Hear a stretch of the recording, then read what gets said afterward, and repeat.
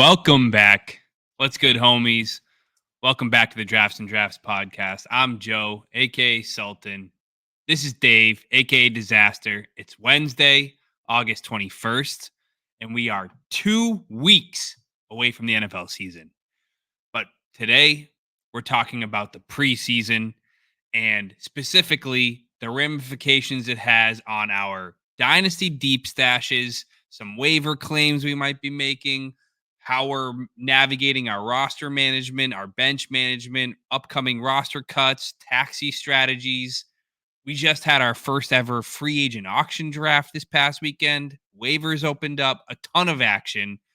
So I'm excited to walk everybody through all that. But Dave, what's going on? Before we get to the draft review, how you feeling? Look, you look good. That's all I got to say.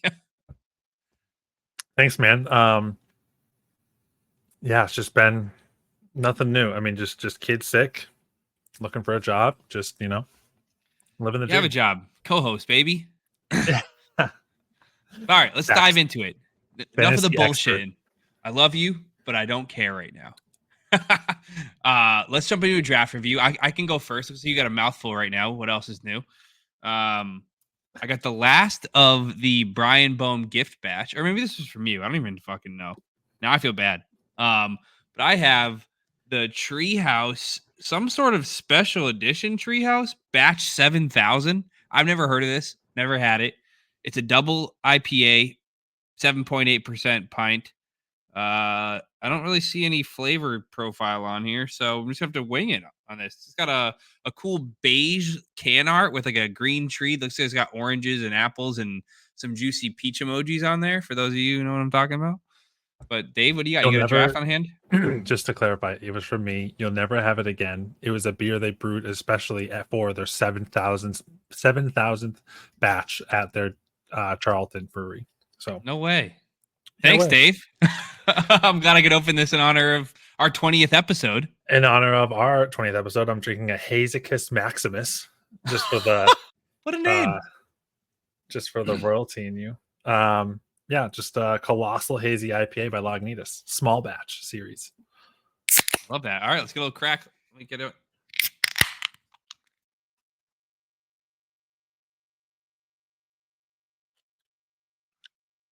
Ooh. This will put some hair on your balls. I'll tell you that.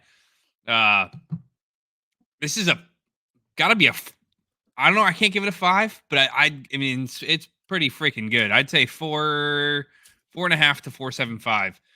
When we get an intern and they go back and go through these episodes, I'll let him decide, or her, let them decide on what rating to give this one. But it's good. I honestly don't know how to describe it. It's certainly tastes 7,000 years old. It's really good. Dave, what's your gut reaction to yours? What do you got here? So mine is 9%, and I like Lagunitas, but they tend to be a little more malty. This one just ends up being a little sharp. I'm probably like a 3.5 on this. I don't know if I'll finish it. My wife she brought home a spotted cow, so I might drink one of those, which is that's not nice. Like 4 to me. So maybe 4.25, maybe 4.5. I don't know. I'll have to crack it and open and see. But this one, I don't think I'm going to finish it. Yeah, I wish I had a bat 7,000. I'm going to be honest. This is not as good as the Julius or the Waffle Banger. I think I'm going to have to give it a 4. A 4 flat. That's a big decrease from 4.5 to 4.75. I know. But as I was letting the aftertaste sit, I was like, usually I have this like this my taste buds are dancing in the back of my tongue as I'm like just kind of sitting here being like, this is so fucking good. And this one was kind of like, it tastes almost like I'm drinking there's a Sam Rebel IPA. Like it just doesn't. It's that juicy aftertaste that I'm used to with most of the tree houses. But it's also like 3 months old. But no, let me see. Yeah, you're probably right. Maybe this is my fault.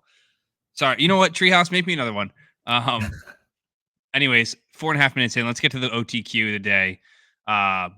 In honor of the episode, since we're going to be talking about ramifications of preseason, I have a 2-part question for you. One, what are you paying attention to most during the preseason or training camp process?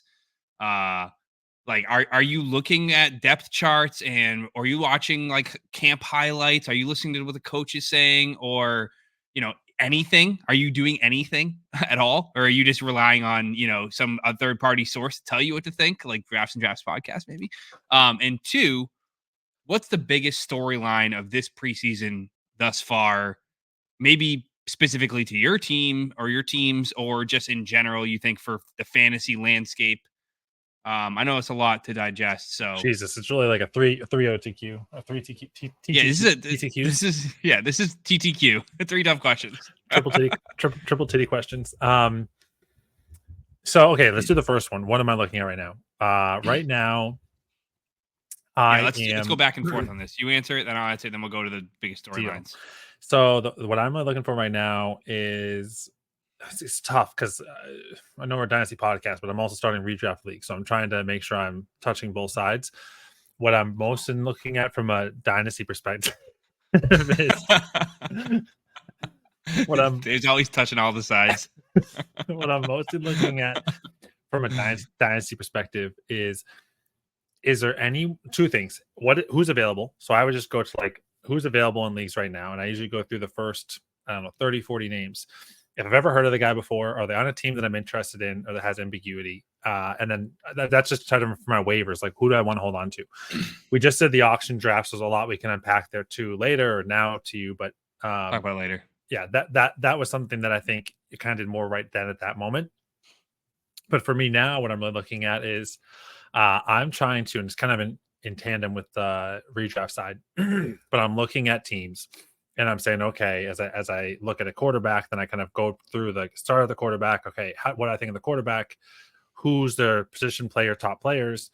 I just go through depth and I just start thinking, okay, like, do I think that starter is going to be there in 3 years? If I think yes, like a Breece Hall, I don't really care about his backup. Like, I might, if you really want to handcuff, because I think that person's going to have a big role, but I'm not really like, I don't think Breece Hall is going to leave anytime soon. But if I start to think, oh, that person's old, that person's on a short-term contract, that person isn't that good, whatever it is, that might have me question it, whether it be running back room, wide receiver, tight end room, anything like that, anything that's skill positions. I start to shop around and start really looking at, okay, are there any pieces I can grab now that might have value in the future? And this is something that I started doing a lot after my Nico Collins fumble, and just trying to start project as to what I think can actually have some value in the future. What QBs support 3 wide receivers, what teams run 3 wide receiver sets a lot, who runs a lot of 2 tight end sets, just trying to evaluate all those different pieces and seeing if there's anyone I can go after and try to get. And a lot of them are going to be talked about by other podcasts, but ultimately for me, try to then establish, like, what am I trying to build into my Dynasty league? Am I trying to win now? Am I trying to build a team for 2 years from now? All stuff like that. I like that. That's a lot there. And what I like about that the most is that it was none of the stuff that I had prepared to say. So I think it's interesting that you're out there looking at depth charts, which I think is, I mean, obviously it's important, but it's not usually, it's tough for me to make sense of a depth chart during the offseason because they'll have like random players listed as their wide receiver 1, or they'll have 2 running backs listed as their starters. And we clearly know that like this player A is the starter, but he put player B on there because he's like, oh, I'm trying to be deceitful. But what I'm playing to, I haven't watched a preseason game yet this year. I threw one on earlier and I was like, this is the biggest waste of time. I was actually upset that I put it on because I was upset at myself for getting excited for a preseason game, full well knowing how much of a blue ball experience it was going to be. So what I try to pay attention to, if it's anything to do with game stats, is like, it's really hard. It's really easy for me to say, it's really easy for me to get hyped up when one of my guys gets benched because I'm like, oh, that means the team already knows he's good. So he was benched because the team already knows he's good. He doesn't need any reps. But it's also really easy for me to say, like, oh, like Zach Charbonnet didn't play in preseason. Like, oh, it's good. It's because the Seahawks already know he's nasty. And then it's like, I also see another player that I might own is getting all the reps. And I'm like, look, my guy's the starter. Like, that's awesome. He's getting all the reps. It's like, how do you actually discern when it matters if a player is playing versus not playing? Because like right now, like the big buzzy name is Jordan Whittington, who's getting all of the targets and all the reps. And it's like, yeah, is that a good thing or a bad? He's getting all the targets and the reps when none of the starters are playing. So realistically, he has almost virtually no upside if that's the case. Because like even at this time last year, Puka played in one game and then didn't play the rest of preseason. And it's almost like he had his audition for a couple series and then he was done. And now you're seeing Jordan Whittington play like the entire game, 2 games in a row. And everyone's like, look at his stats. It's like, yeah, no shit. He's playing against third stringers when none of the starters like. So I'm kind of paying attention to what the entire team is doing with their presumed starters, and then seeing if a player I like or am surprised about is not playing with the starters. I wish I had an example. I had one earlier and I forgot, but somebody one that's ambiguous right now that I think is interesting. It's not like a deal breaker, but you look at the Bengals. You have Yoshi-Boss and Jermaine Burton. And like anyone that's in Dynasty is like, oh, rookie wise, you want Jermaine Burton. But if you're looking at like who you want maybe for this year, it might be Yoshi-Boss. And so I think that's probably a better example of like you have 2 guys, neither one are either 1A or 1B because they have Chase and Higgins, but they could have a role, especially if one of those guys leaves or whatever else happens. And they could even be a wide receiver 3 with a healthy Joe Burrow that still could produce a good amount of, flex opportunity depending on how deep your starting roster is. So, but yeah, to your point on Whittington, the same thought process, especially if I'm looking at games. I'm more watching games is rookie players or pretty much projected guaranteed to start players. How are they doing? Like I'm nervous for Fields and Wilson, and it's making me temper my expectations for Pickens that I wasn't planning to do going into the season because their offensive line looks like garbage. It looks like Swiss cheese. And so there's stuff like that I am watching for versus like Jane Daniels. I'm like, take me to the moon. Like, we're good. I thought of who I was thinking of. Sorry to cut you off, but it's Chase Brown. Everyone's getting all excited because Chase Brown has had a few explosive plays in preseason. And I'm sitting there going, should I be excited that they're playing Chase Brown this much and he's looking good? Or should I be wary that they're resting Joe Burrow, Jamar Chase, T. Higgins, Zach Moss, Mike Gesicki? All of these starters are clearly not playing. And the fact that Chase Brown's getting a ton of burn is like, okay, he's clearly not an important member of that offense if he's playing this much. Maybe I'm wrong. Maybe he just is getting reps in because he's not going to get as many reps in the regular season. I don't know how to interpret it. It's just one of those weird conundrums of like, it's hard not to get excited when you see his box score or when you see the actual plays, but then it's also pretty easy to come up with a reason why it's negative. It's also, depending on whether you own the player or not, it's also pretty easy to make a bear case or a bull case for a guy. But the biggest thing I'm paying attention throughout the offseason is what the coaches are saying.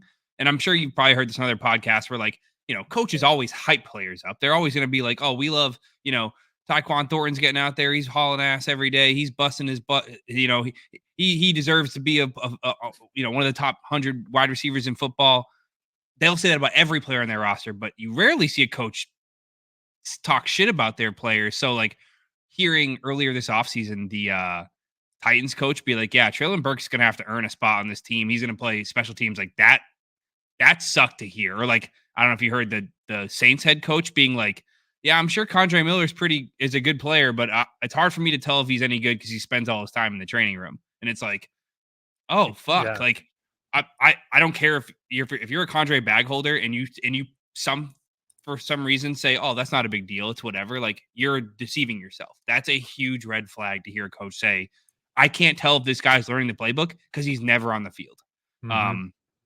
So, and to compound off the injuries mindset is. The only thing I'm really paying attention to as far as, not the only thing, but one of the big things I'm paying attention to is injuries to young players, because that can derail a player's development, their ability to build a rapport with the quarterback, especially for receivers, the ability to learn how to be a professional, how to have a game day. Like I think we've seen it in the past with guys, obviously like JSN last year broke his hand in preseason, missed the entire preseason. It's happened years and years past where guys missed the preseason, they just never really get it going. And like thinking of guys this year, it's like you have, like I said, Kondre Miller, Ricky Pearsall's been injured all preseason. Xavier Legette unfortunately got hurt. Like it or not, that's a pretty tough thing for a rookie to overcome. And those are the types of things I'd be paying attention to.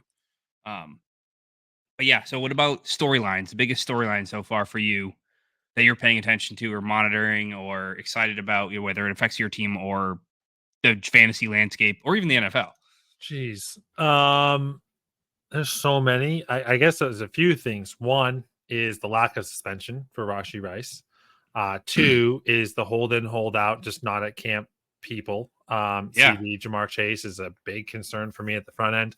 I'll kind of almost actually what I'll put is like ambiguity at the front of the draft if you're doing redrafts. CMC has a questionable designation.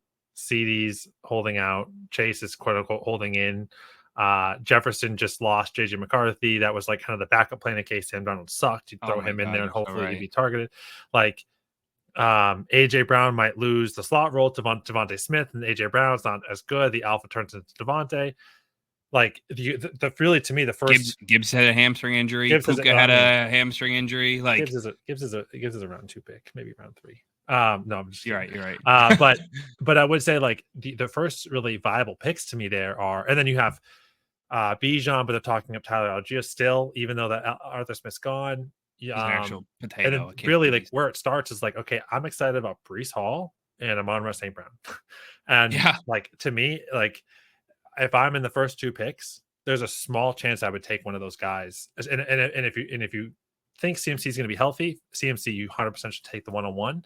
But then at the 102, I'm almost leaning to go with one of those guys because I feel like they're going to be on the field and there's like no risk at today's rate. Where I love your quote, we say it every show, it feels like everyone today is healthy. So everyone in Dynasty feels like their team is great because no one's hurt, no one's getting replaced. Like everyone feels pretty good. Right. Well, these guys are all in this question mark of like, are they actually going to hold out the whole season? Are they not? Like, are they going to be injured? Like, there's just so many of these weird little problem questions that I'd rather just get the security blanket in Amon-Ra and Breece. Yeah, I think I had that on my list, which was like the Lamb contract, the Chase contract, which I'm not going to lie. Like, obviously it's easy for me to say as a non-millionaire, but like whatever fucking trillionaire. But like, I find it almost like the NFL, they need to do something about players holding out. Like, you signed a contract, you play out the contract. I'm so sick of guys 2 years early, like Jamar Chase, or a year early, like CeeDee Lamb, being like, nah, I'm not coming to camp because I want to get paid more than a third of the roster salary because I had a good season. Like, who the fuck are you, dude? Like, congratulations. But at the same time, like, you signed a contract, you play out the contract. Just like if you were having a shitty first 3 years of your career in the NFL, the Cowboys came to CeeDee and they were like, we're not letting you practice till you take a lower salary. Like, it just seems like it's the NFL Players Union would never stand for that. And the fact that they allow this players to hold out, I think is absurd to me. Sure. But I think it's ruining the experience. I did want to say 2 more things. The other storyline I'm really following is Commanders and Bears. Super excited for both teams. I think everyone is hyped on the Bears train. Not many, and I think it's kind of opposite. I think people are hyped on the Bears receivers, low on DeAndre Swift. I think for the Commanders, they're hyped on Brian Robinson and maybe Eckler as a flex, and they're kind of discounting a lot of the wide receivers, except for maybe Terry. So I'm really curious to see how that all plays out. And then the other storyline that I think is like, to me, no respect, and really curious to see if they're one of the ones that turns out is, well, 2. One is the Broncos now all of a sudden they're getting hyped. They're getting from Bo Nix. And if you remember my quote, I think I put a bet on it that Bo Nix is going to be the highest scoring rookie quarterback. And now everyone's like, holy shit, Bo Nix is amazing. So that's one. And then the second is still Bryce Young and the Carolina Panthers. I haven't heard anything about anything. Why is Bryce Young not playing in preseason? That doesn't make any sense to me. I think he did the first week. Maybe not play like a series, but I think he played a series. I do agree. So, but I think that's another one where, like, of all the teams that no one's really talking about, I know Jonathan Brooks is still out, and like, you know, he's not going to be there to start the season, but they have so many new weapons, new offensive coordinator. That's one team again that I'm real interested to make some bets on. But I don't know. There's just, this year is, of all the years we played fantasy, this year feels like mayhem. There's so many star-studded players and running back positions that have moved. There's so many new rookie players that are this rookie class seems so good that players across the board. You have the last year's class with Anthony Richardson injured. Bryce Young was a dud. Are they actually a dud? Is Anthony Richardson going to get injured every 2 games? Like, there's just so many great storylines. Like, I don't know of a team that doesn't have a good storyline. Honestly, I think you're right. The most boring storyline is the Seahawks, and they still have so many crazy things. Like, what the hell is going to happen at JSN? Like, is Geno Smith really a shitty QB, or is he just at one? Like, there's still just every place has a great storyline. It's awesome. I think this rookie class being so good, having 6 first-round quarterbacks, 6 top 12 pick quarterbacks, has made it so between, like you mentioned it earlier, I think you made a good point about not only is everyone the healthiest they've ever been, but every team was good in the past from fantasy productive perspective, all of those managers who own players on those lineups are happy about their players, and everyone on that had a player on a team that was bad last year, whether it was the Falcons passing 400 times or the Jets having Rodgers get hurt, like or the the Broncos having a shitty quarterback, like every team that had assets tied to these bad teams has a reason to be optimistic, whether it's a new quarterback in Cousins or Rodgers or Knicks or Will Levis taking his step in his second year or Drake May or Bryce Young getting better. There's basically everyone is optimistic right now. Not only is everyone healthy, but everyone can find a reason to look at the team that their fantasy players on and go, oh, like I have Daniel Jones, but he just got Malik Neighbors, so maybe he's going to be good this year. And Neighbors owners can talk themselves into saying, well, Daniel Jones is a pile of shit, but he's going to get a 30% target share. I'll make this quick. The two storylines that you didn't mention that I think are one I think is big for all of football and actually applies to you is the Brandon Ayuk trade rumors, where if he gets traded to what seems like the front runner in the Steelers, that obviously throws a huge blow to George Pickens, but it's a big shakeup to the AFC North, big shakeup to the NFC West, shakeup for Debo and Kittle, shakeup for CMC, a shakeup for Brock Purdy. The other one to pay attention to that I'm for a multitude of reasons am paying close attention to is the Drake May, Jacoby Brissett QB battle, which I don't know if it's a real QB battle or not, but one, I think Drake May is an unpolished but has all the tools, is cut from the same cloth as a Josh Allen type, as a Cam Newton type. He's got more mobility than it seems when you look at him. He had like 10, 15 rushing touchdowns last year. He's not a pocket passer. So not only could he be a fantasy relevant player, but I have a ton of Patriot receivers on my two dynasty teams, whether it's Pop Douglas or Jalen Polk or Kendrick Bourne or Tyquan Thornton, where if Drake May were to be named a starter early in the season or from the start of the season, that could elevate a lot of my Patriot shares. Not to mention being a Patriots fan, it would be exciting to have something to root for again if he's any good. Although I don't want the Patriots to be mediocre this year. Just don't forget, he's also cut from the same cloth as Sam Howell and Mitch Trubisky. So, I mean, oh God, he's also on that cloth. Actually, from UNC, you're right. But okay, that was a super long intro, but I think this is going to be on the shorter side of content. So I think that was a really good segue into what we're going to get into next, which is we're talking at the end of this episode. We're going to talk about deep dive fantasy stashes that you guys can make speculative ads on or speculative draft picks on if you haven't already with your late rookie picks, or even if you're a redraft player, guys you might want to throw on the end of your bench if you're in a super, super deep or like a 16-team redraft league. But before we do, I'm going to talk through. So traditionally, the PDFDL, people don't forget Dynasty leagues, our one quarterback dynasty that Dave and I have been in going to our 6th year. The traditional format has been season ends in like February or whatever, it ends December. League stays closed until our owners meeting in March or April. We vote on changes. We open the league up. We have a rookie draft shortly after in the spring sometime, May, June. It's been in May or June the last 3 years. After that, usually the waiver period opens up. Right after the rookie draft or maybe a couple weeks after, Dave expands our benches. He adds 10 extra spots. We have the whole summer to speculate on players, make ads. And then throughout the summer, every month or every 2 weeks from like from August, mid-July through the start of the season, he'll shrink down our benches by 2. So you have to progressively cut 2 players every 2 weeks or so until opening day, which is fun because you start to hear buzz, you start to hear hype, you hear that such and such a running back was working with the first team, such a wide receiver got injured, and there's another player coming up. You can start to make these speculative ads. This year was different. This year, Dave wanted to spice it up a little bit, which I give him credit for thinking, not just resting his laurels and saying, yeah, the league's been working fine, I'm just going to let it go. Got some pushback, which, Dave's going to get pushback no matter what he does because people just like to argue with Dave. But this year after the rookie draft, we kept our league waivers closed until today. Today was the first day of waivers. But before today, on this past Friday, we had a free agent auction draft, which was pretty cool. And what happened was all of the training camp news, OTA news, preseason news had to boil down to one day where if you could make it, you could show up, make and bid on certain free agents, and if you couldn't make it, unfortunately, you probably didn't get anybody. But I think it was loosely a success. I think it was pretty fun, given that there was only 5 or 6 managers there.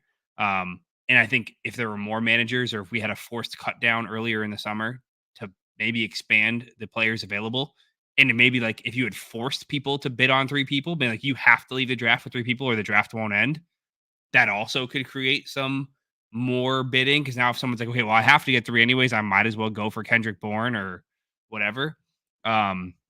I don't know if we decide to keep it, if how we would change it, but I have some propositions, some ideas already run by Dave. But the big names that ended up going in that were actually, Dave, before I even get into that, what did you think based on our former offseason? I know, so obviously it was your idea for the change, so you're going to have a little bit of bias around, like, of course, I think it was a great idea. But before you tell us why you think it was good, tell us what you think you could have done better or what you think you would have done differently. Because I know you already think it's great, but immediately be like, I should have listened to some feedback on this, or maybe I could have done this differently.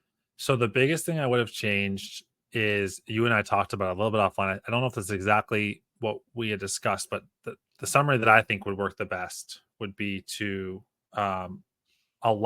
essentially allow for waivers. Let you go through waivers early on, post draft, and then post rookie draft, whatever we do it like in April or whatever, May. So then you open up waivers, people can go have fun, do all the things with that. Go through the preseason, go through OTAs, go through the preseason. And then I would love to at least cut to your final roster size and then do like a forced 3 rounds like the week before the first regular season starts. So maybe there's still one more preseason game to go, but now you've cut anyone you took through waivers that didn't impress you or whatever in the preseason. All right, you have to cut all of them, cut everyone down, get to your normal size. And then the thing that I didn't love was like you have to take 3, but I could see that being interesting if we said, hey, almost to your, it would almost be a different way that we view the rosters, because we do have slightly smaller rosters in totality for dynasties. But it's a good size though. It's a good small size. Is relative.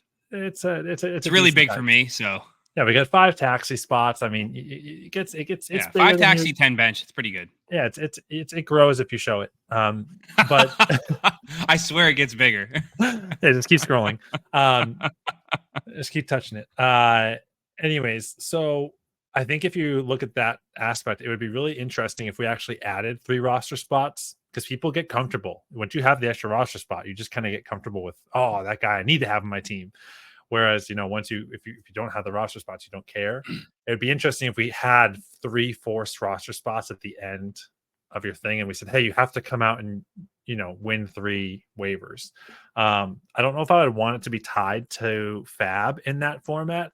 But it's an interesting thing. I think the way we did it, it ended up being really good. I wish there was better participation is the biggest thing I wish that would change. And I wish that we had maybe allowed waivers, but then cut to then do one big waiver unlock at this. And I think it could also be a really fun thing to do first week of the season. Like, it just also could be a great way, like, prove how much you really want somebody that first week. Because like, if you have it's almost something too you could do every week for the first 6 weeks. But like, imagine if you have Nick Chubb goes down and you just get to live auction bid on the replacement, like Jerome Ford, like that next week, okay, Wednesday night we got to go on a thing at 10 p.m. Eastern. The waivers are the auction house. It feels like that movie where it's like you have the 24 hours to kill whoever you want to kill. Oh my God, the Purge.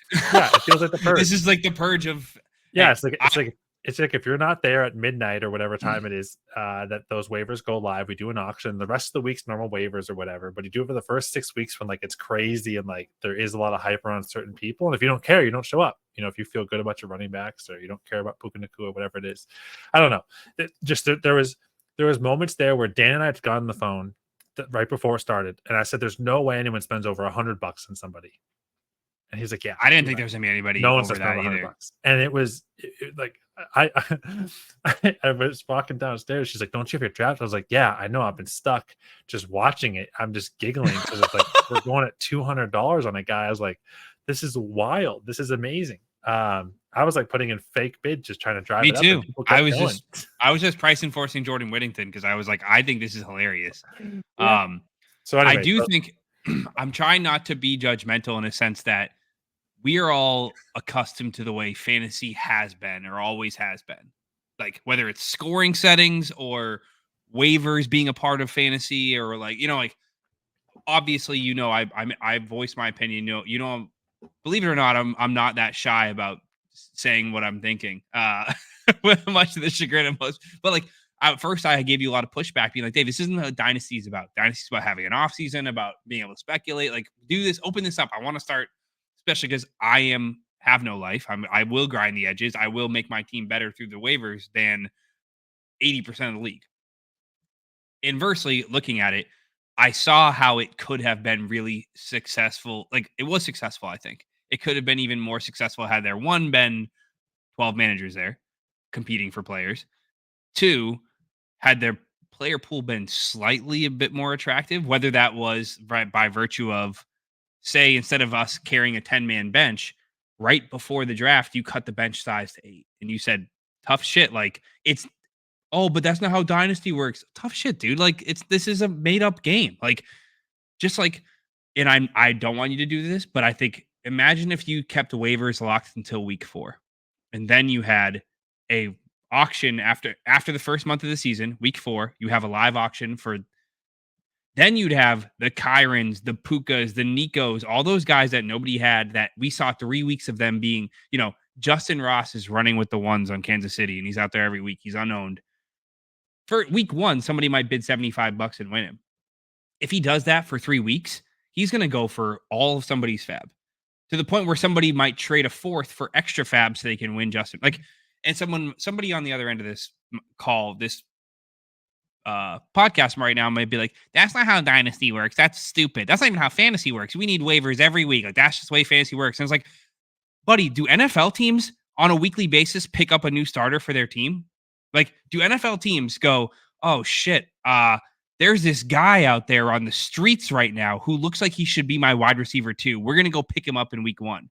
No, if this is supposed to somewhat emulate real life NFL football, like waivers doesn't make any sense. There are no waivers in the NFL. They're constantly running where teams are just adding and dropping superstar players to put in their lineup. So like, why does this system, just because it has been the system, have to be the system? I'm just challenging that. We don't always have to do things because it's the way it's always been done. So I applaud you for bringing a new idea. I think it could have been executed a little differently or better, but that's just because I always think I'm better than you, not because but anyways. No, I think that's well said. I think that, and that's the piece is you said to have 12 managers there. Well, to have 12 managers there, it has to matter. And so that's the point. It has to either be like cutting your roster or it has to be that week 1 when, that first week. It has to be people worth getting. 100%. Or at least worth taking a risk on. And that's where I think the interesting to me was one of the most vocal anti it was the one who acquired one of the least amount of assets. And it's like, so did you really like, and they were like, I want to hit waivers so bad. Well, then if you really want to hit waivers that bad, you have like 10 empty roster spots. You could have bid on whoever you wanted. You didn't bid on anybody really more than $10. And so in my head, I was like, did you just want people on waiver for $1 that you could throw on your bench and just stare at and then know you could cut for $1? Or like, did you really want to make a bet on somebody that you really felt confident in? Well, see, this is another thing to say, like, there was a point where I was talking to Brian and Matt about it. And I was like, hey, like if say I really like a guy that I think is a diamond in the rough right now, and I think nobody else might've even heard of him. If I nominate him in the auction, I am shedding light on a guy that maybe, and I'm not saying you've never heard of him, but maybe Dan doesn't know who this guy is. And I'm not saying Dan would do this to be a troll, but he might go, well, if Joe nominated this guy, I might as well bid him up. I'm not trying to give myself credit or anything, but it's like somebody might just say, I'm not willing to do the research. I'm just going to piggyback off whatever Joe does. So if Joe nominates a guy or bids on a guy, I'm going to do it. So I tried, my philosophy going to this was, I'm not going to nominate anybody I want and just hope my guys slip through this draft, and I'll pick them up on waivers when waivers open. Which I ended up getting was Juwan Johnson, which I was so furious that it got assigned to me at the end of that auction because he was like one of the only guys I wanted. And I meant to nominate bid so much more on him, but I totally forgot. And I'm surprised I got him for like $3 or whatever. We were in like a mock draft right before waivers cleared. And I was like, oh yeah, I got to remember to go bid up like $69 on Jawan Johnson because I thought for sure he'd go for a lot. And when I forgot to bid, I was like, oh shit. All right, that was fun to talk about. We can actually bring up the results of that auction draft if we want, but that wasn't really the point of this. I'll do it before we go through the players that we're gonna speculate on. But before we get to there, I want to talk about, so as we're thinking about these deep stash players or these deep dive players, is there any way you like to roster construct in your off season versus in your regular season? Especially given the fact that we had an auction coming up, and it was later in the process. Like, I don't know if there's gonna be any difference at all. If you're like, oh, during the off season, I like to do this, but during the regular season, I'd prefer to carry that. Or, no, I don't think I really treat them that differently. The only thing how I construct and look at that, I am going for where I'm weak. And so early on, I was strong at running back, so I was weak at wide receiver. So I grabbed the Sky Moore, then I traded for the Tank Dells and the Rashee Rice. I took bets on these other guys, Pickens, Noah Brown, whatever. Yeah, no one whatever. Brandon Cooks, OG. But yeah, I think for me, then I started just targeting people that had upside, but it wasn't guaranteed. And as those have now hit, which is great, I'm still now super weak at running back, especially for like future running back. And so for me, I've seen several managers luck out to do two things: hit a waiver wire to get the Jerome Ford or the Kyron for that season, and then other ones who lucked out on James Robinson and Damian Pierce for a season that just wish they could have lasted longer, but they still had a great running back for one season. And so that's kind of how I've been approaching. Like right now, I know I'm weak there, so I've been speculating and holding a lot of shit running backs, and it looks like I might get someone in Jaleel McLaughlin, which is great. And that's one that I didn't have to pay for much. I didn't have to do much for him. And he's just there now. And so that's kind of what I've been trying to do more of. And this is someone like I really love. Like, I'm just looking at my taxi. I also had Xavier Gibson down there from last season too, just a fast, thought it could be something with Aaron Rodgers. Did add, 0.05 points for receiving or for punt and return yards. And so Xavier Gibson could have been the punt return yard guy. So I was like, hey, if Aaron Rodgers ends up throwing some balls to him in the game and then he's doing the punt return yards, he actually could be a viable flex. And so just trying to do stuff like that is what I really go after. So if there's someone I just name-wise I kind of like, I'll grab them. But otherwise, I'm really trying to just hit areas where I think there's opportunity. Same thing. Looking at the roster, last year, it was Antonio Gibson, Brian Robinson, kind of ambiguous. And I grabbed Chris Rodriguez. Chris Rodriguez is still the backup to Eckler and Robinson. But I still have in my taxi. I'm debating he might get cut, but if you want to trade for him, you can get him for a third, maybe a fourth if you're really lucky and you're nice to me. So third only. Maybe no one's nice to Dave. maybe 250 fab. Might get it done. But yeah, I might. So like he's someone who I carried all last season and all off season that I might just cut. But it's also like Eckler's old.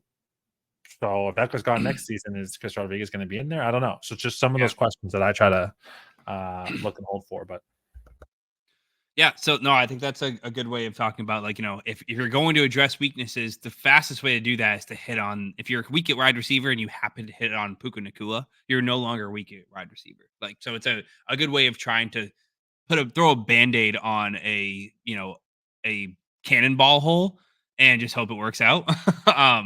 But I think, how I thought about this was something I will never do in season, but I tend to do a lot of in the off season, especially with these huge benches, is like I have the entire Patriots wide receiver room on my team right now. Like I have Kendrick Bourne, Tyquan Thornton, Demario Douglas, Jalen Polk, like across my two leagues, I have some combination of all of these wide receivers.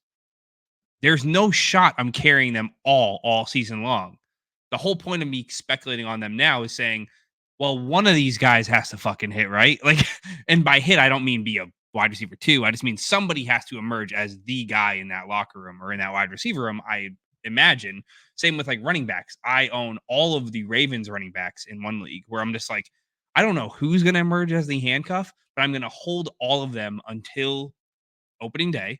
And then when they say Justice Hill got cut, Keaton Mitchell's on PUP, and Rasheen Ali is the primary backup for Derrick Henry, I know what to do. Like, they're very easy cuts come opening day. What I'm trying not to do is I'm not speculating on guys that are developmental players right now. Or like last year, I wouldn't have been betting on a guy like Darnell Washington in this period because I think he was a huge developmental guy. Like, unless I thought I was going to definitely stash him on my taxi, I wasn't going to hold him through the offseason because there was no point. I don't think he was going to play over Pat Freiermuth. I don't think he was ready to be a pass catcher. He was drafted probably as a blocker. So, like, those types of players are not what I'm speculating. I'm speculating on ambiguous rooms that I think there's a path to them emerging as the one, which was, a couple years ago, that would have been was Nico when there was no real wide receiver one on that team. It was like Brandon Cooks, but he was 29 at the time, has been good, but never like, I'm the guy. So that's kind of my one big strategy, whereas like in season, I don't want 3 running backs from the same team. That's 2 dead spots guaranteed, and one of them is the handcuff. Or one of them is like, I don't want Travis Etienne, Tank Bigsby, and Darius Johnston or whatever. Like I want to figure out and that which was of me. Tank Bigsby. I used to do that when I had McCaffrey because I was so nervous about CMC's role, and I knew they'd have someone big there, so I always had him, Mitchell, and then I had like Jordan Mason or like whoever the other person in case like Elijah Mitchell's hurt or he ends up not. It's not a being bad strategy. I just don't like it. I think it depends on how alpha in the role is. Like I don't think I would do that for Derrick Henry back, even though he was an alpha. Because he was just such a freak in that offense. Right. There's no replacing him. Joe his backup's not taking his Connor or like whoever, right? Like you're not going to go 3D because like I'm just going to try to. But if there's that 2-person room, then having that second is great. Yeah, you can't go 3 knuckles deep. But no, in season, I'd actually prefer not to have my handcuffs. Like, of course, it's great to have your own handcuff running back, but if anything, I like the idea of carrying other people's handcuffs. So that way, when an injury happens, of course, I'm running the risk of being on the worst end of that. But like right now, I have like Rico Dowdle and Zach Charbonnet on my bench. Okay, if Ken Walker or Zeke Elliott go down, I have the guy in those teams now. And it's like, that's awesome. I don't need Ken Walker to justify carrying Zach Charbonnet because I don't need to trade Zach Charbonnet away at a discount because he doesn't. Like, I just think it's cool to carry another high profile running back's handcuff. But all right, this has actually gone longer than I thought it would go. So let's move on to the next topic, which is we talked about benches and how roster construction. Let's talk about taxi squad.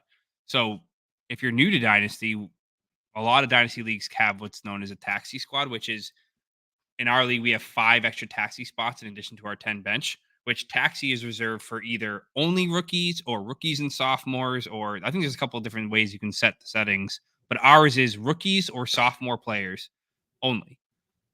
And what it is throughout the entire offseason, you can move people in and out of taxi all offseason. But as soon as the first kick is kicked for the NFL season, your taxi squad locks. You can no longer add people to taxi.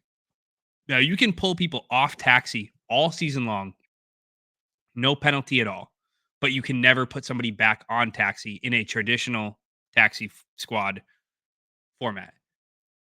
Why is that important? Because there's multiple strategies you can use. Because it's basically 5 extra free spots to speculate on guys that we've been kind of talking about right now in the past 5 minutes, where you can go throw on your Darnell Washington into your taxi slot. If you don't think he's going to ever contribute this season, then he's made for your taxi. Now, our league is slightly different. We have a unique rule where you can spend, I think, a quarter of your fab, $250 of our fab, or $300 of our fab to put a player on taxi after the locking period, which does twofold, makes taxi strategy a bit more interesting. And it adds value to fab. So making fab trades is important because getting that extra roster spot is super important, especially in Dynasty where you have not only your starters, your point scorers, you have your backup point scorers, but you also have your speculative guys. Like, I'm not going to cut JSN because he had a mediocre season or he's having a mediocre year. He was a top draft pick. Like, James isn't going to cut Quentin Johnston because he's not doing well. That'd be a waste of a first-round rookie pick. Being able to put a guy like that on taxi is super valuable, especially mid-season if they're not playing or if they get hurt. So with that being said, Do you have a taxi strategy? Has it changed over the years? How would you, especially as we're talking about these deep speculative ads, like does how do you like to think about your taxi squad? I don't think it's really evolved. I think I've kind of kept it the same. I did talk to I was listening to some other Dynasty analysts and people, and one of them was really a proponent for huge taxis, like unlimited taxi spots, and unlimited IR. And I personally loved it. I actually pushed it in our offseason meeting to get that. Didn't pass.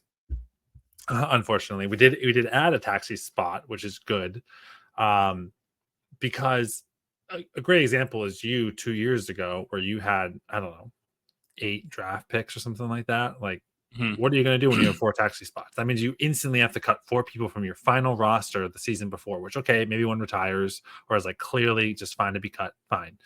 But you still got to then clear 3 other players, which is that right? I don't know. And so there's a question there. Like, what I really wish taxi could be is like 3 to 4 freshman, sophomore players or rookie, sophomore players, and then have unlimited rookies. So if you want to stash up on all these rookies, great. Like, power to you, I guess, right? And maybe you cap at something ridiculous like 10 or 15. But then if you have your sophomores, you have a couple spots for them, that's all that there is. And after that, you got to make a decision. Are you in or out on them? Because I think that's the area for us. Like, where I lost Nico was he wasn't performing. There really wasn't like anything that was like speaking crazy volume to him that I was like, oh, like in 2 years, this dude's going to be something. That it felt like it was more worth it for me when I had a pretty secure wide receiver room. I'm going to take shots on rookie running backs and sophomore running backs to stash in my taxi squad. And if he wasn't in your taxi at the time, I don't think we had that rule at the time where you could pay Fab to put him in there. So you had no choice. You had to cut him. Right. And so, how I just look at it, I try to put people in taxi squad that are not my worst rated rookies. Like Chris Rodriguez and Xavier Gibson probably won't maintain in my taxi squad unless they have a really good preseason. Maybe Chris Rodriguez, probably not. I try to keep my taxi squad players that most likely aren't going to have an impact this season, but are worth having a guaranteed roster spot in the next 1 to 2 years. So that right now for me is like Dylan Laube, who else do I just have in there too? Luke McCaffrey, Tank Bigsby's probably going to stay in there this season. Might move him around at the beginning before we lock in. But like those types of players were like, they were taken probably in the first 3 rounds. They have potential upside to be a starting or a flex player in 1 to 2 years. Versus like I'm reaching for an injury or I'm reaching for a fluke system kind of to come out to be like where CJ Stroud comes to be and he's the next Kurt Warner. I don't know. Anyways. K-Dubs. No, yeah, I think it's interesting how my taxi strategy has evolved with the way my team has evolved. I'm probably the only team in the league so far that's gone through like 3 different phases where I went from uber contender to rebuilder / reloader back to contender again. So I've had guys on taxi that had served one role or one purpose back to guys who served another role or purpose to now how I'm treating my taxi now. And I think when I'm a contender, I'm way more likely to stash guys that are developmental, saying, I already have my lineup and bench secure. I'm more willing to stash a guy that I think could be someone down the line, like a Jermaine Burton. He'd be somebody who I would throw in my taxi saying, I don't expect him to play on my team this year, even if he's fairly good. My team is already solid. I can throw development guys who seem like they're kind of raw and unpolished right in taxi. Drake May goes right in taxi. He's a guy I'm not cutting, but he's a guy who I'm willing to obviously see what happens to him over the next few years. Darnell Washington's a good example, developmental guy who's like, if I was if I needed him to be in my lineup, then he probably wouldn't be on my team. But because my lineup feels pretty good, I'm willing to stash developmental guys. But as a rebuilder, I'm willing to stash obvious pieces that I'm never going to drop anyways, since I don't need them for my lineup because my team sucks. So I would throw like a Breece Hall on taxi when he was a rookie, or I would throw a Ken Walker because it doesn't fucking matter. And if anything, I just want the extra bench spots for my churn players. I want to be able to, okay, I'll throw Ken Walker and JSN and, Sam Laporta or whatever, Dalton Kincaid on my taxi because I'm not going to use them anyways. I don't care about winning. And what I'm going to keep on my actual bench is my Darnell Washingtons and my Sean Tuckers and my Zach Evans and the guys who I'm unsure of that I want to be able to cut anytime. Because the key is, obviously, like we talked about, once they're taxi locks, you don't gain a benefit by cutting them. So they're on your team for the season. So it's important for me as I'm thinking about it, especially as a contender this year, is like, do I want to put a guy like Zach Charbonnet on my taxi because I don't foresee needing him this year? So I can let him develop another year because obviously I'm not going to cut him, but I want to have the bench flexibility to say mid-season go buy a Austin Eckler type if I need to. If I need a running back, I don't want to have to activate Charbonnet. I want to be able to go spend a second and a second for a vet running back and a third, and just say, you're muted. But I think what you said that's a really good way to put it. That's exactly how I view it, but I didn't articulate the right way. But yeah, I think the exact same thing. I'd rather have the people like the David Gibson and Chris Rodriguez. If I drop them tomorrow, they might not get picked up because people will not have the roster spot when it comes to after we cut 10 bench right. spots. So I don't think they belong on your taxi. Right, exactly. That's why they're probably not going to stay there.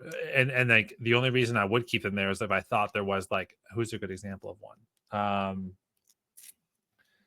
JJ maybe Ramondre and Gibson, but that's almost a little bit too young still. But like imagine if you had like a Derrick Henry and Eckler on the same team. They're both old, but they're both really good. Okay, I'd keep Chris Rodriguez because I think like okay, one or both are going to be gone potentially next year, and I'll hold them on the taxi. But like in the situation where Brian Robinson is still quite young, he's not going to become like the alpha one by any means. So yeah, I think that's exactly how I view it too. And depending on what you need, like if I had a wide receiver like Luke McCaffrey, I do not need him. I don't care how good he becomes. I will not start Luke McCaffrey probably all the season. Right. He's a great example. He's he was not a receiver in college. He was a quarterback. He is the developmental guy that you throw on taxi that you don't want to cut, but you definitely don't want to be on your bench because those bench spots are valuable, especially because I wouldn't say we have, as I'm looking, we don't have shallow benches, but we certainly don't have super deep benches. We just have run of the mill dynasty benches, which because we're not a super flex, it's not as much pressure on it where you need to carry 4, 5, 6 quarterbacks. Like you only really need to carry 2 or 3. Yeah, unless you're trying to corner the market. But a 10-man bench, you really can't afford to have a speculative guy on there that you're waiting to develop while you're trying to also make a run at a championship. I will also say too, the interesting thing this year is like how many people will just want to stash, not to give strategy, but will just want to stash tight ends. Yeah, knowing next year with the tight end premium, like could be a decent strategy to. Right. That's why, like, I've mulled over the idea of trading a guy like Kincaid or McBride because I'm like, well, I'm probably only going to play one this year at any time. They're not going to give me any advantage over my wide receivers and running backs in the flex. But at the same time, next year I probably will want to flex one, assuming they both hit.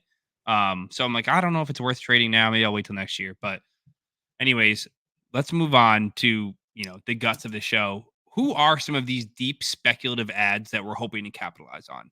And these, when I did this isn't second round rookie picks. Like, oh, I really think, speculating on Rome Odunze is a good choice. Yeah, of course. Okay, shut up, hypothetical idiot. Instead, who are some of these deep players? And obviously, we've already had our auction. We've already had our first waiver run. So we're not exposing any strategies. If anything, we probably already have some of these guys on our teams. Who are some of those guys that you'd be speculating on? And what are the types of players? We kind of already talked about it, but like, are you looking more at players or situations or prior judgments on guys or that one preseason game you saw or that one playoff garbage time play you saw a highlight on TikTok? Because obviously, like, this would be the time where speculating on a guy like a Kyron last year or 2 years ago, Nico, we've already talked about Puka, Brock Purdy, Jake Ferguson, the list goes on. That if you could pick up on any of these guys now, you would have profited tenfold. Deontay Johnson 5 years ago. Like there was room for these guys to become huge profit boons for your team. What are you looking for? And then give me your first guy on your list. Okay, so I'm maybe a little bit further deeper than what you just kind of laid out. Well, all these guys fit that criteria. None of these Yeah, guys were yeah. drafted. Well, Yeah, these Nico guys was. are Puka wasn't. Kyron wasn't. Ferguson wasn't. Purdy wasn't. None of them were drafted in our rookie drafts. okay, fair. So yeah, that's fine. So yeah, so I'm gonna say my first name is Jared Wiley. Okay. Jared Wiley is the right now, quote unquote, the third string tight end on the Chiefs. Obviously, you have Kelsey there, where he just think re up for 2 years. You have Noah Gray, and the thing about Noah Gray is about to expire his rookie contract. So the question is, are they going to re-sign him? Or are they not? They just redrafted Jared Wiley, I think, in the 4th round. So there's a lot of hope that Jared Wiley is going to be the next tight end for the Chiefs, which again, guess what, guys? There's another draft next year that they could take another tight end, and they probably will, honestly, because they want, like every other team, when they're paying a quarterback a bajillion dollars, you need to have some cheap skill position players at some point, which partially worries me in Pacheco long term. But Jared Wiley is someone that I think has a lot of potential to take over that role, especially if they're going to end up cutting or just letting Noah Gray walk. And so he's one that if I could have it stash on a taxi for 2 seasons, especially in tight end premium, it's worth the risk. Yeah, I think Wiley is one that I wish we had bigger benches for me to have speculated on him. I felt like he's just outside the criteria of based on how awesome my team is. No, I'm kidding. But it's just like I already have a couple tight ends that I was like, I don't know if I really want to waste my valuable bench resources on another one. But Wiley really is.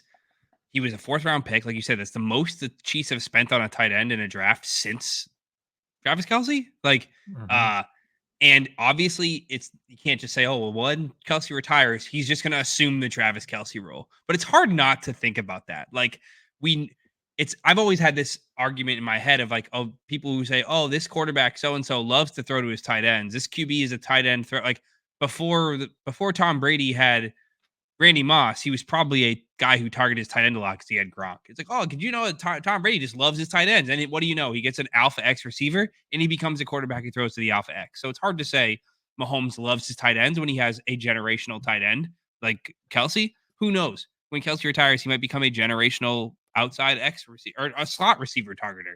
So I'm not going to sit here and say.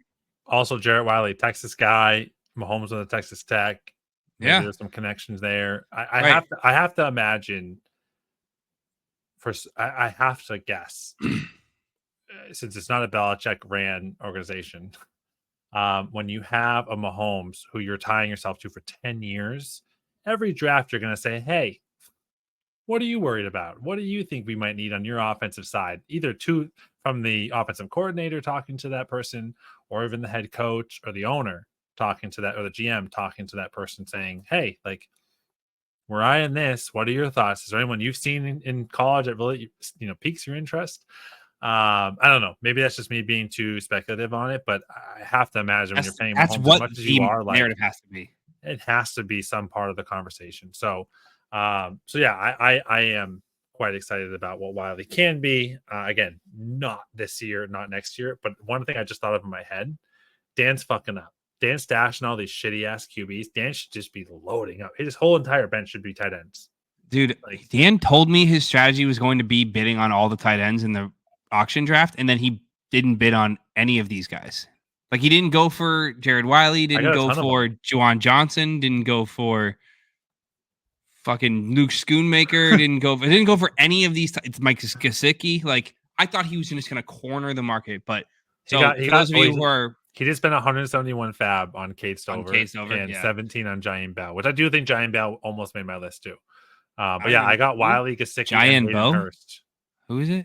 Jaheim Bell, the rookie. Jaheim Bell, yeah. Jaheim Bell. But I did get Wiley, Gesicki, and Hurst in the tight end.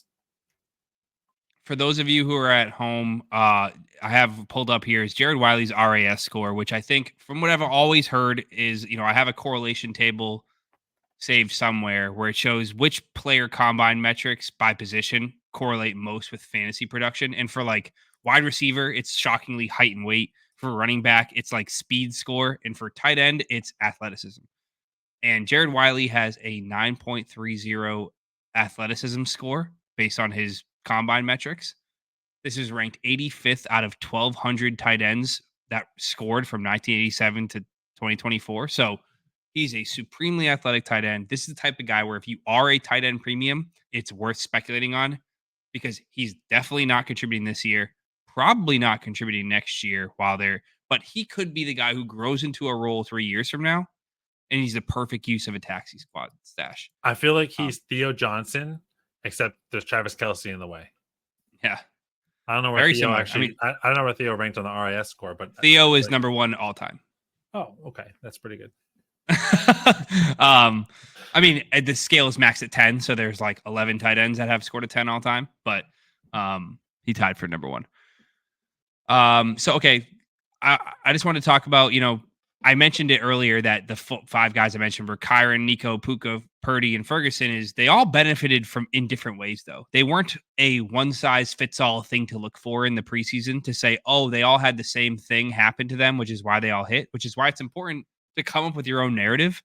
And that's the fun part, is Dave just made up some bullshit about quarterbacks having a say in the draft room, but that could be real, just like Stroud with Tank Dell. But Puka ended up being just an actual tremendous receiver, but also had an injury to his star in front of him. So could you find another player right now that has an injury to their starter in front of them? Or you have Kyron Williams, where the coach hated his starting running back and loved it. Oh, let me get rid of this. Where the coach hated his starter and loved his backup. Or you had the case of Nico, where Nico showed a per route efficiency, but he needed that quarterback upgrade. So are you looking for some sort of journeyman year 2, year 3 receiver who all of a sudden gets a huge quarterback upgrade to say, wow, that's what this guy's been missing? Or just opportunity, a wide open room. Jake Ferguson wasn't a spectacular prospect, but he walked into a situation where Dak has traditionally liked throwing to his tight end on a team that has no wide receivers aside from CeeDee Lamb, and slept walk into the 120 targets last year. So when I'm doing this search, I'm looking for a guy that fits any of these criteria. There's not a one size fits all for this. And what I'm hoping for is the big profit. I'm not looking for, let me throw a guy here that I'm stashing that I hope becomes a flex plug on bye week once a year. I don't fucking care. I can find that on waivers the week before I need it. I don't need a trade chip for a 3rd round pick like Dan's trying to do. Dan's just trying to hope he can pick up a guy on waivers and trade him for a 4th or a 3rd. I'm not looking for the future handcuff here. I want the home run. I want the Puka Nacua. So the first one I have on this list is Jalen Tolbert. Jalen Tolbert is currently the number 1 receiver on the Cowboys depth chart as per the way the latest practice reps have gone, because CeeDee Lamb is holding out and Brandon Cooks left with an undisclosed personal issue yesterday. So right now, as we have record this episode, Jalen Tolbert is the number 1. He was a former day 2 pick. I think he was a 3rd round pick by the Cowboys a couple years ago. And he has certainly no other wide receiver competition as of right now. And the tight end, I don't say think of the tight end as a threat to be target competition unless you're Travis Kelce level.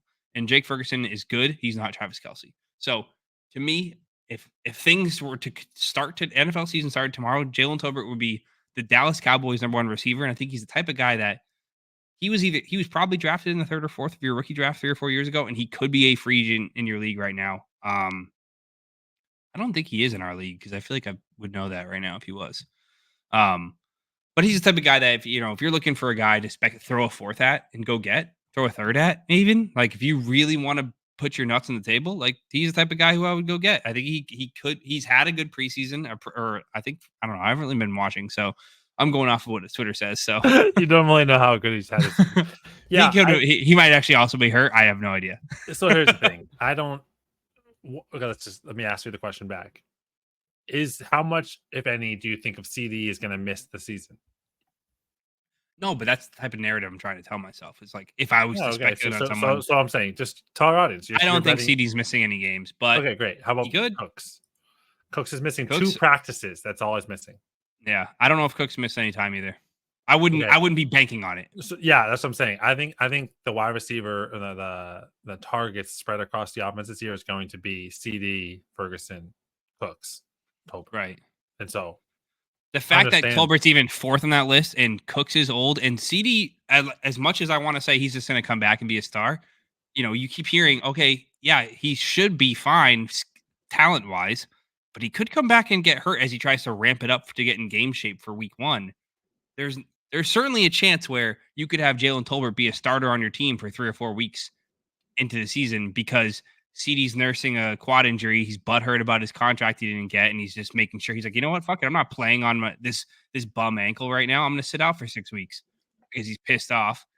Cooks just retires because he's old as dirt, and it's just Tolbert. Like this, that's the type of guy who I'd be speculating on right now through at least the duration of the preseason, saying I'm willing to spend up a 4th to just see if he becomes something. So who's next on your list? Let's move on. So I also have Frank Gore. Obviously senior or junior? Junior. Obviously the lineage of Frank 47 years old is legendary. I would have said I do love Ray Davis, so I don't want to come off like I think Ray Davis stinks and he's not going to earn the job, or James Cook isn't even good. I think James Cook is also good.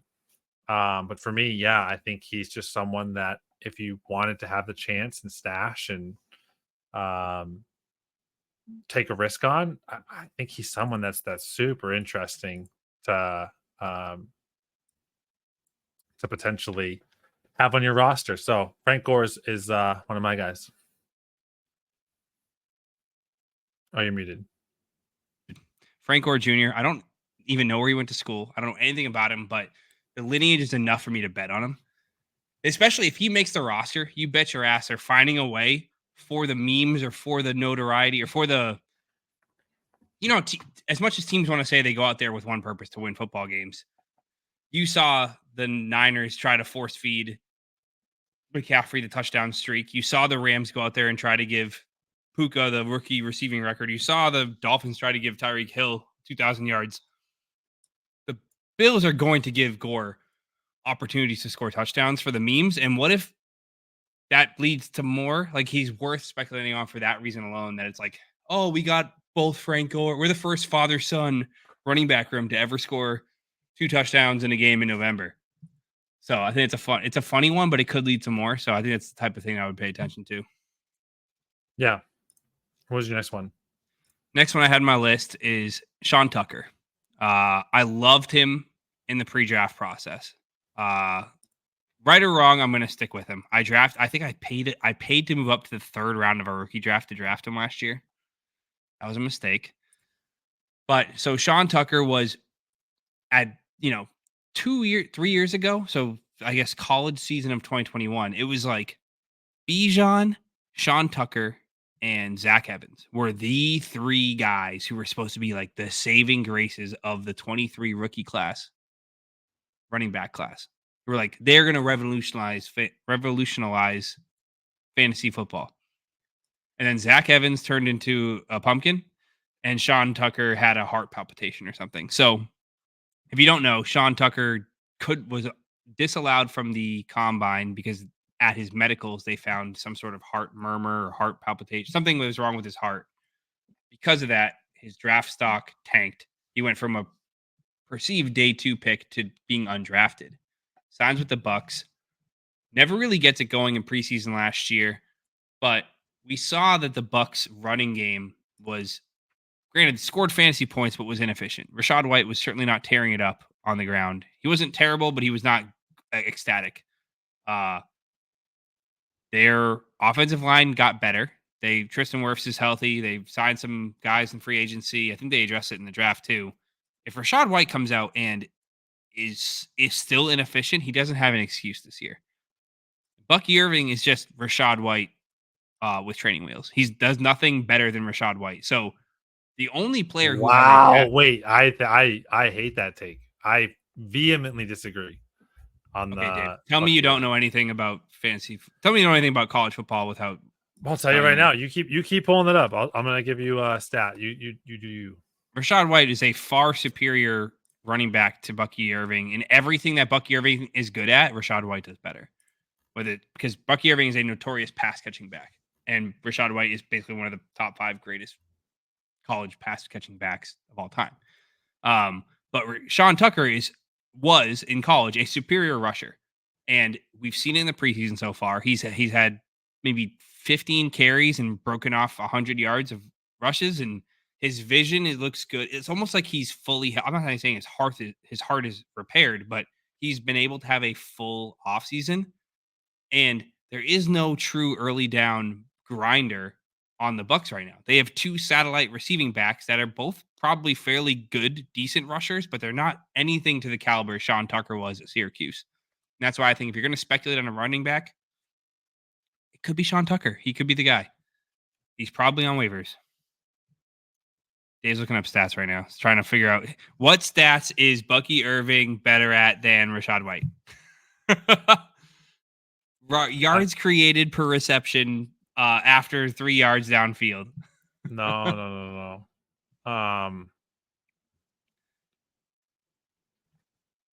So Bucky Irving's career 36% avoided tackle rate at Oregon is the 4th highest of any running back drafted since 2017. It's pretty damn good, actually. For you. Avoided tackles.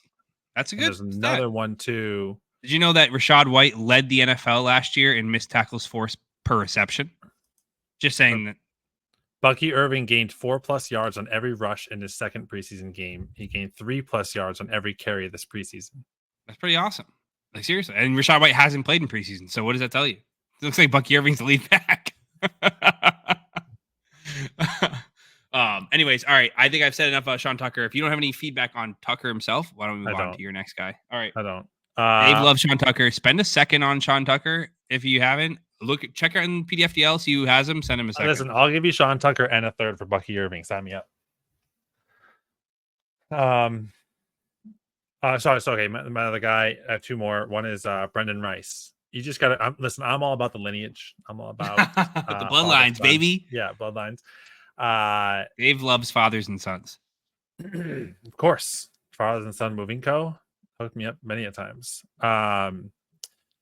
But yeah, Brenden Rice, I think, Jerry thought his son was disrespected in how late he was actually drafted.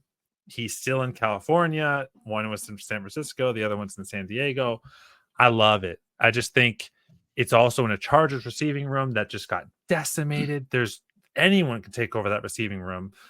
The biggest concern for me I have there right now is Herbert's hurt. And without came back Herbert, to practice today or yesterday. That's big. But without Herbert being healthy and good, serious concerns for any wide receiver with the Chargers. But assuming Herbert is healthy, I going into last season, going into last season, couldn't have been higher on Herbert. Herbert would have been like my on paper QB5. Like, I was just in love with the guy. I thought this guy was going to be QB2 in startups. Amazing. And last season was humbling, I think, for everybody that was a big Herbert fan. He wasn't terrible, but he had some challenges. And now that his entire wide receiver room is different, I think if there's someone that you can bet on, I can tell you what, Jerry Rice is a showman. And Jerry Rice does not want his son to be a little pussy suck in the NFL. And so if there's someone who's going to do everything that he can do to make sure that his son doesn't suck on the NFL field, it's going to be Jerry fucking Rice. And so, especially when he's playing the same goddamn position that he did. So I don't know. For me, his competition, Ladd McConkey does look good. Can't knock him at all. But to think he can't beat out Josh Palmer and DJ Chark, if you can't beat them out, you really shouldn't be in the NFL. And so, to me, Brenden Rice is someone that if you have the spots, throw it in taxi, let him sit there for a year or two, especially if you don't need him right now. I don't think he's going to do much this year, but DJ Chark and Josh Palmer, I don't think are going to last there very long either. And hopefully he's showing you some good stuff. And Quentin Johnston's like a zombie. He's already dead, apparently. I don't know. It's crazy. I will not stand for any QJ slander here. But yeah, I think you bring up a really good point with the fact that the Chargers wide receiver room is super wide open. And I saw some sort of tweet the other day, or X, whatever they call them now, that said that Brenden Rice was taking first team reps took more first team reps than Ladd McConkey did, or than any receiver did. Like I don't know when it was. Someone's have to fact check me on that. I could be making this up, but the fact that the chart that obviously again leads me to one of two things. One, the Chargers think he is deserving of being on the first team, or two, they need to get a really good look at him. So they were like, we're going to throw him out there for all the reps because we don't know if this guy can even make the fucking roster. So we need to see. That's what the hard part about preseason is. It's really hard to discern whether a team is putting him out there because they want him to be part of that unit or they just need to see a guy more. But I think it's a good job identifying an open, ambiguous wide receiver room. And he's certainly worth taking a shot on. He probably went in the fourth round of your rookie draft. So I'm not sure what he's going to cost you to go get him in your leagues. Probably a 2/4 or a fourth in fab, or some sort of move up of a third for Rice and a fourth. But it's worth speculating on, especially this time of year when a room's wide open. Anyways, next guy I had on the list is Johnny Wilson.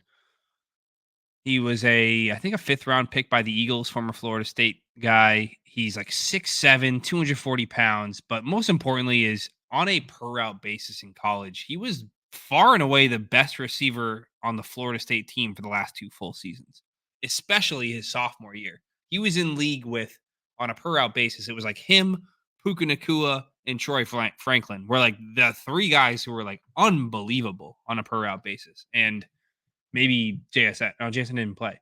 JSN played his sophomore year. There was one other guy who was super high up that was a high draft pick. It wasn't safe flat. It might have been QJ. I don't remember. In that class. Oh, Tank Dell. Those were all the super high per route guys from that 2022 college season. And Johnny Wilson stood out. And right now, you alluded to it earlier. You said the Eagles are demoing, experimenting with Devontae Smith in the slot, which last year, I think the Eagles led the league in the least amount of wide receivers used. I think it was just Devontae, AJ Brown, and Quez Watkins. Like literally, I think that's the only 3 wide receivers who even stepped on the field for them last year.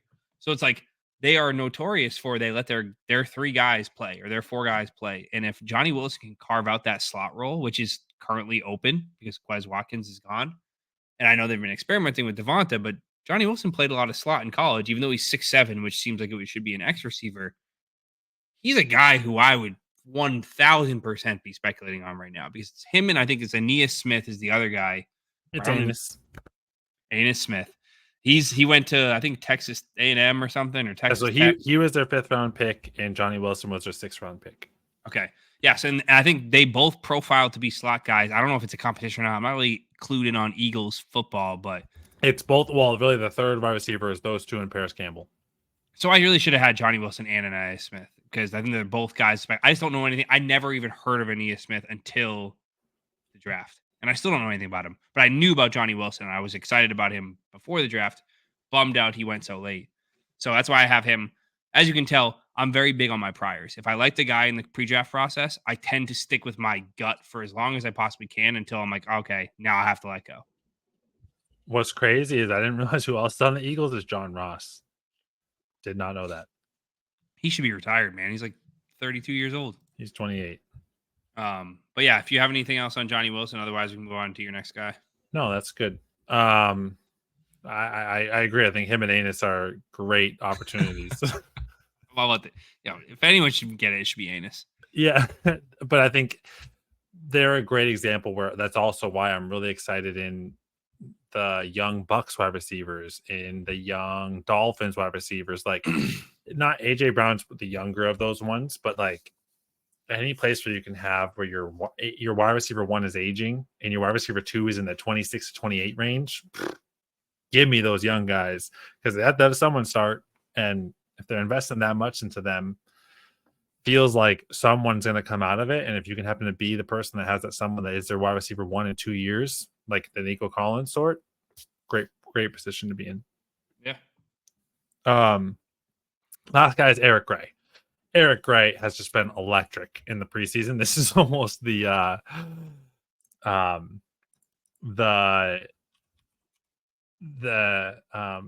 conversation we had to start the show where it's just like, hey, what do you watch in the preseason and what's going on and stuff like that. And Eric Gray just looks great. And especially in a backfield that is just kind of like ambiguous, and they just lost Saquon Barkley. I just don't know, who's really going to dominate over time. Tyrone Tracy was my guy. It's kind of the same thing with the Buffalo. Like my top ones were for sure were Tyrone Tracy and Ray Davis, and they still are. Tyrone Tracy's injured, so that opens up some opportunities in with the Giants. And again, Giants backfield is not a place where I really want to put a ton of stock in, even though they do like to run the ball. Devin Singletary, I just don't think he's going to stay healthy all season. And I think Eric Gray is just he's kind of in that, he's like a way lower rated Devon A chain, where he just seems like fast, gadgety guy that just can like move. And so I'm interested to see. I'll stop you there. Eric Gray had like the reason he fell so far in the draft or went undrafted is because he had like a 4.7 40 at his combine. But continue on. Anyways, Eric Gray, sorry. He looked electric, and he passed the eye test. He passed my eye test, exactly. He passed my eye test, and where Tyrone Tracy's already like learning the running back position, and he's already injured. Devin Singletary is probably going to get injured at some point this year. Eric Gray just might get you value this year. Is he going to get you value long term? I don't know. Probably not, but he's only a sophomore. Like, we've seen some of these other guys that just turned into being these great players in their sophomore and junior seasons that I'm interested in. If you have the space, I stash him. I'm trying to trade for him if at the right cost, but I'm not going to pay a premium for the third string guy. I don't know, man.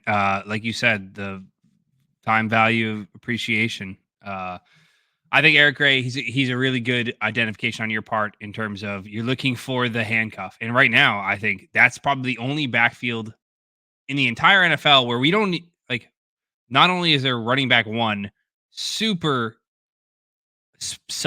mad sus, but we don't even know who their running back two is, if they even have one. We certainly like there's so much sus. I guess maybe the Chargers, but the only other team that where you're like, ugh, what do they fucking even have? So really good at identifying that's the type of guy. Like, God forbid there is an injury to Singletary. You could see Eric Gray becoming a 12 point per game fantasy asset by virtue of opportunity through nothing he ever did at all, because he's not very good. But anyways, all right. The last detailed breakdown I wanted to get through before we go on to the honorable mentions is the Patriots receivers that we're unsure about. We already know Jalen Polk, second round pick. We know Demario Douglas was the star slot receiver. We know Kendrick Bourne was super productive, had a ton of air yards last year. But originally I only had Kayshon Boutte on this list. And then I heard all this shit about Tyquan Thornton today, where I'm like, okay, well, now it's Kayshon Boutte and Tyquan Thornton. Again, I mentioned it with Sean Tucker. Kayshon Boutte was originally the wide receiver one of the 2023 rookie class back in 2022. Obviously, he got jumped by 30 other fucking receivers, but he was a superstar at LSU before he got into legal trouble, had a kind of a down year. Malik Neighbors came on, had a terrible combine, but he's still there. So he's somebody I'd be willing to consider taking a shot on. The other one is Tyquan Thornton, who, even worse, the Patriots reached on in the second round in the 2022 draft, has done absolutely fucking nothing.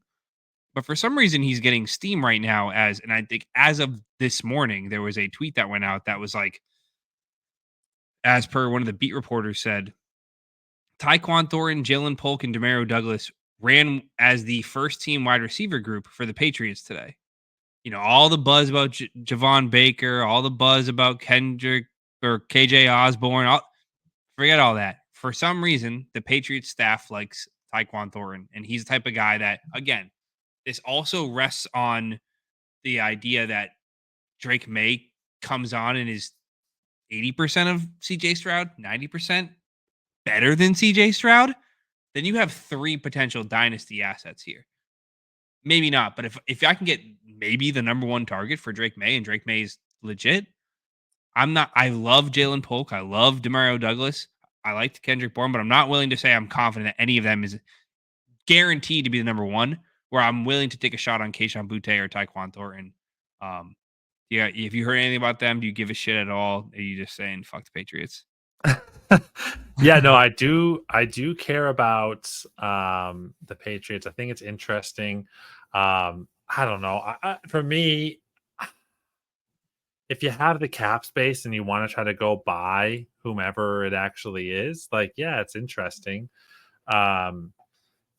For me, though, I'd rather just kind of wait. And then if I see a trend that I'm really excited about, try to go buy early.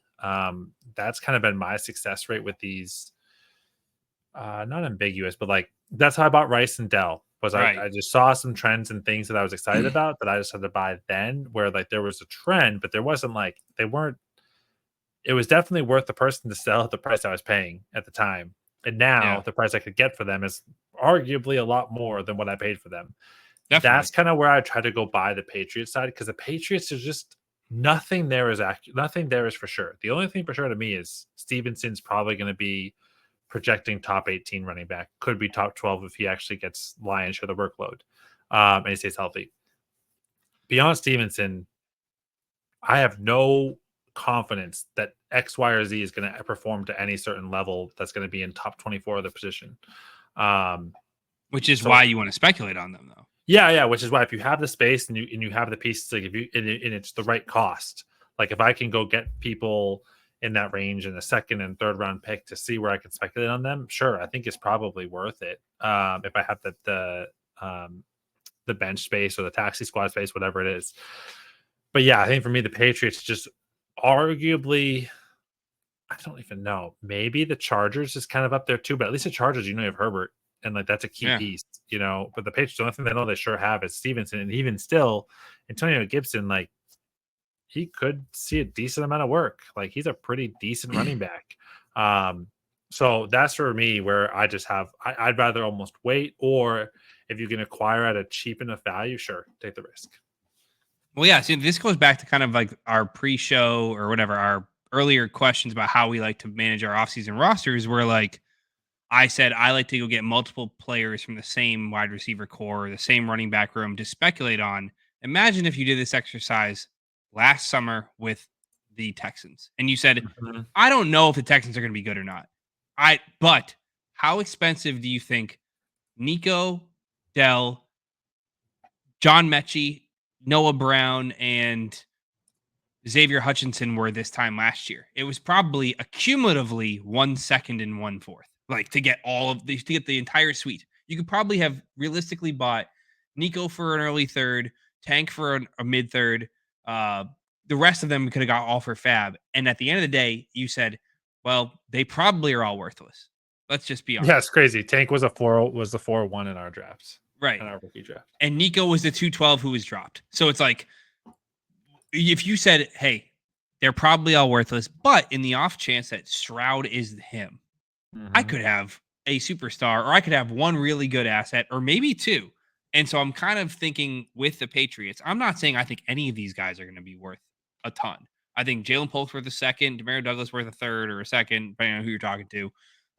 Bourne's worth fab, Tyquan Thornton's worth fab. But if you buy all of them, and Drake May is remotely succinct and able to figure things out, and the Patriots coaching staff is okay, and you could have two fantasy studs on your hands or fantasy assets, and like it's a very cheap room that it's, I think, worth speculating on. So That's my very yeah, only that's the point. It has to be at the right value. Like, yeah, if you know what value should be and you know what you can spend, if you can ever spend a second or less on someone that ends up becoming a wide receiver one, and like I'm saying like top 18 wide receiver, it's worth it. right, yeah, definitely. All right, all I have left here is some honorable mentions where I have quick hits, guys. I'm just going to rattle them off. I'm not going to give you a chance to talk about them. If you want to talk about any of them after the fact, we can go dive back in. But I had quick hits. Darnell Washington, we'd mentioned him earlier. Project tight end out of Georgia. Super freak athlete, 6'7, 250, like runs like the wind for his size. In Pittsburgh, we know Arthur Smith loves his not primary tight ends and loves drawing up fucking dumbass quirky plays for his ridiculous players like Jonnu Smith. Darnell Washington, this could be the time to speculate on him. The next I have is Eric All. He's in the Cincinnati Oh, Bengals. there, call. He's not the starter for them right now. He was injured his entire senior year. I don't know where he went, but I remember hearing this on a Senior Bowl day or something. He's very athletic. wide open opportunity. T. Higgins could be leaving. You mentioned it earlier. There's a battle between Yoshivas and Jermaine Burton. Maybe it's Eric All who emerges halfway through the year as the third target, who becomes the second target next year. Next guy I had on the list is Cedric Tillman out of Tennessee. 3 years ago, he was the guy. And then Jalen Hyatt came out of nowhere and ate his lunch, took his lunch money, threw it down the drain to that little clown in the cellar with the balloon, and then what proceeded to eat his lunch anyways. So Cedric Tillman got relegated to being an afterthought, got drafted by the Browns behind Amari Cooper and Elijah Moore last year. Never really got it going. Slow start, Reggie Gigas. Then there was they trade for Jerry Jeudy. He's still really been an afterthought, but I keep hearing Cedric Tillman's running with the ones. He's in line to be the opposite of Amari Cooper this year, and Elijah Moore and Jerry Jeudy are battling it out for the slot role. So he's somebody I'd be worth speculating on. He was probably his third round pick in your rookie drafts last year. Might be able to get him for a fourth now. Listen, I'm also going to add in. I'm going to add in Jalen Hyatt. Like, I didn't even have him as a name, but dude, I loved him initially when he came out. Me too. Honorable mention. I'm just looking at the depth chart. They still have Wan'Dale Robinson and Darius Slayton as their wide receiver 2 and 3, and then they still have on their bench. They would still have Isaiah Hodgins, who I'm also kind of intrigued by. Of course Jalen you are, because you picked him up. Isaiah McKenzie. I don't know. There's just some names there that I can't believe. The main thing there is that Daniel Jones is a terrorist, so I don't want anybody on that team. Either. Except for Theo Johnson. The next one I have on my honorable mention. Late neighbors. Yeah. I want him no matter what team he's on. Dyami Brown. He's third or fourth year in the league now. Going to his fourth season on the Washington Commanders. He's notorious for being the guy that was on the sidelines while Amon-Ra St. Brown was catching touchdowns. And he goes, "Oh, I was looking for Dyami Brown because I remember he got drafted in front of me," or some quote like that, where I was almost like, bro, leave that guy alone. It's not like Dyami Brown asked to be drafted in front of you. He just fucking got drafted. But he's apparently been running as the number 2 in Washington. And if Jaden Daniels hits the way we think he could as a passer, and Dyami Brown does supplant Jahan Dotson as a presumed number 2 target on that team, you could see Dyami Brown return some serious value, even as a flexible option this season.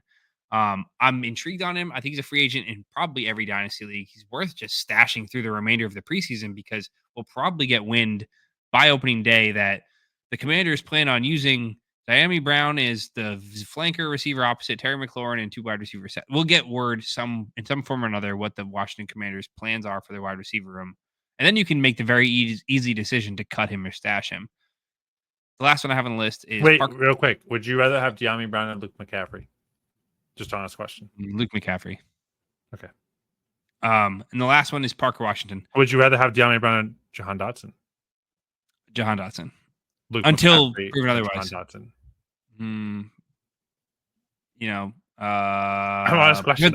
I don't know. Depends on my team. If I'm thinking I need somebody to play for me, probably Jahan Dotson, because I think he could have the higher upside this year. Agreed. But I think Luke McCaffrey is the guy who I'm like, if I'm throwing one in my taxi, I'd rather just throw Luke McCaffrey and see what happens. 100%. Like, I don't. No. I'm in the exact same boat. It's crazy. It's funny how much I feel Jahan Dotson is just like a slightly more given grace Quentin Johnson. Like, it just feels like everyone just thought it was just going to get better. And honestly, it could be the JSN treatment in year 3 if JSN doesn't ball out this year. Yeah. I think Jahan Dotson, nobody has run more routes than Jahan Dotson besides Alec Pierce and done less with them. It's not that Jahan Dotson can't get on the field. It's not that Jahan Dotson has, not getting targets. He's literally ran 600 routes. And I'm sorry, aside from a stretch with Carson Wentz where he scored a touchdown every other pass, he really hasn't been a good fantasy asset. It's really easy to look at Jahan Dotson's season-long points per game average and go, he scored 8 points per game his rookie year. Like, okay, but go look at how he scored. He scored 7 touchdowns in 4 games. That's not sustainable. He's not been efficient. He's not the type of guy that's clearly not commanding targets, and he's clearly not doing anything with the targets he's getting. Maybe that's a product of bad QB play. He's just not been very good. No, it's crazy. I'm looking at I just doing Twitter or X, whatever you want to call it, some things about Jahan Dotson, and a chart came up just showing there's in the past 10 seasons, there have been 9 instances of a wide receiver meeting these qualifications: 24 or younger, round 1 draft capital, 350 plus routes run in a single season, and then targets per route run rate is below 17%. It's Nelson Aguilar, Philip Dorsett, Jalen Reagor, Jahan Dotson, Nelson Aguilar again, Quentin Johnson, Laquan Treadwell, John Ross, and Jahan Dotson again. He's done. That is not a good list to be on. It really is. Like, it is done.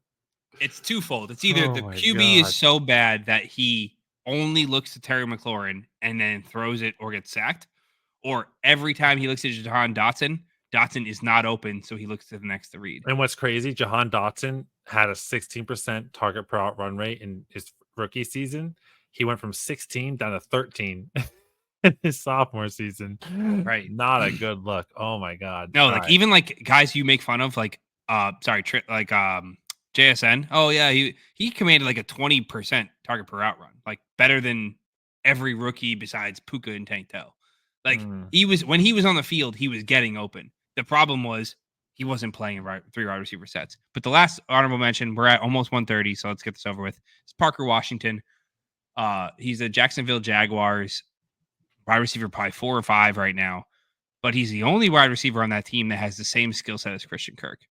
So 2 reasons why I would speculate on Washington. One, obviously, like I just said, Gabe Davis and Brian Thomas Jr. are both X receivers. They're both outside receivers. They're both vertical receivers. They're not slot threats. They're not intermediate threats. They're not short route threats. Christian Kirk's obviously the short route threat, and Evan Ingram, I guess to a lesser extent, is the short intermediate threat. Christian Kirk coming off a pretty severe injury last year and is going to his age 28 season, I want to say, in third year of his contract, I think. So, again, this is the long game. This is the stash, but there is a room to say if Christian Kirk gets hurt or banged up or doesn't recover as strong as he did, and or when he moves on, this guy could take over as Trevor Lawrence's slot receiver, assuming, again, you're projecting again that Trevor Lawrence takes that leap that we all have expected him to take, that he never did, as the prince that was promised, the merman himself was supposed to be a god, and he's been just more of a prince the whole time. Not even. He's been like a serf, a joker. But that's the type of guy I would be willing to speculate on if I had a flex, an open taxi spot. That's the type of guy I think I would take a shot on. He was pretty good in his 2 games when Kirk was out last year. Any honorable mentions on your end? Otherwise, it's been a good episode. No, I don't think so. I think he summed it up well. All right. Awesome. Dave, shake and bake. Good seeing you. Shake and bake. Until next time. Peace.